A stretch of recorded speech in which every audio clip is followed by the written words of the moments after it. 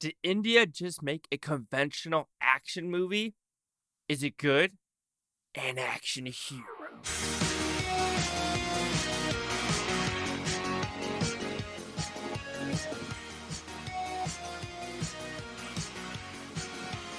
Chase Lee Hockey here at the Blue Futon reviewing an action hero. What's this about? Pretty simple premise, actually. We have a very, very famous Indian action Bollywood star. Unfortunately, an accident ensues, so he has to flee the country and go to London to figure out what is happening and just run away from the cops. But now, other people are after him. This random terrorist, and then the brother of the person the accident happened to, who's going to actually kill him, what plot will ensue. So, did I like this film? So, going into this film, I did not watch any single trailer. I saw it when I think I was in San Antonio, Texas. It was one of the movies playing. And I was like, oh, I'm going to miss this one because I saw like, share, comment, I think instead. But this one was on Netflix. I said, okay, it's finally there. It's actually a really good conventional Indian movie with some issues that I do find at the very end of the film when it comes to the action sequences. So, the pauses. I think the story is smart and unique about this guy. An accident happens. Now there's a flee, and who's going to help him? What's not going to help him? What's the Indian media think of him? Who are these other characters involved, especially the brother, as well as this terrorist that you figure out is in London that wants to do something with him. So I think the story itself is very cool. And I also think the landscape and the cinematography of India and England does a fantastic job. This wants to be more of a worldwide accessible movie, and it really does that in my opinion. Some countries aren't doing that as well. A lot of Europeans do that. And it looks like a lot of Indian movies are actually doing that too with RRR. They have their same flair that people can get themselves into. But you either have countries like China or Russia where a lot of their movies just don't expand to the bigger audience and is mostly for those countries.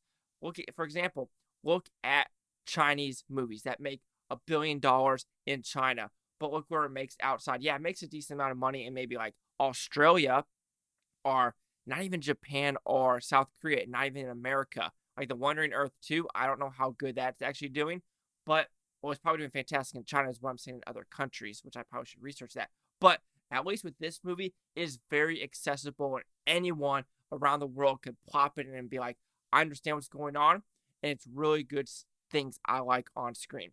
There are some action sequences that are really good, especially in this nice log cabin. I think that is a very smart action sequence that is put on screen, and it looks like it does hurt.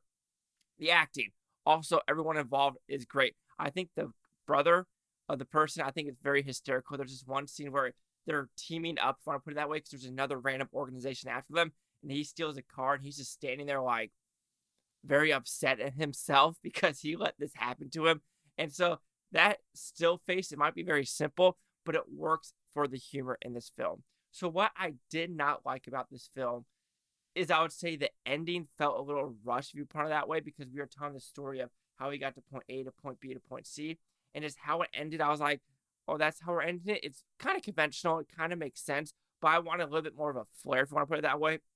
And then even though this is being a conventional action movie, some of the action set pieces, you tell that they were not connecting whatsoever. At least with other, like, you want to call it like Indian movies that go bonkers to the wall. Like I saw like Verasu, you could say RR, you could say KGF, you could say The Walter, you could say other movies that I just saw in the month of January, if you saw my review list. They actually connect, and you can see the connection. With an action hero, there is some connection on some action sequences, and or other action sequences, they decided to like zoom really out, which is a really good shot of the London Ferris wheel, and then he does a flying kick in the air on the boat. It's really cool, but you can tell there's not a lot of connection on that boat sequence, as well as the final action set piece in this hotel room. I wasn't feeling the edits and just the power punch I expected to feel, hot power punch in this film. But an action hero is a conventional action movie that tries to go more, worldwide based, that anyone can watch this movie. And at that point, it succeeds. Great acting. I enjoyed the story. I enjoyed the scenarios that were put into it, and some good action set pieces. However, the ending just felt a little blah. Like it just was there. And then some of the action set pieces were just maybe, I need to see a little bit more connection or edit it a little bit better so there actually is hitting occurring. So an action hero will receive a 4 out of 5 with Futons, which equals at 80%. Let's see the critics and user scores gave this one. So you have critics at 85% with 13 of them.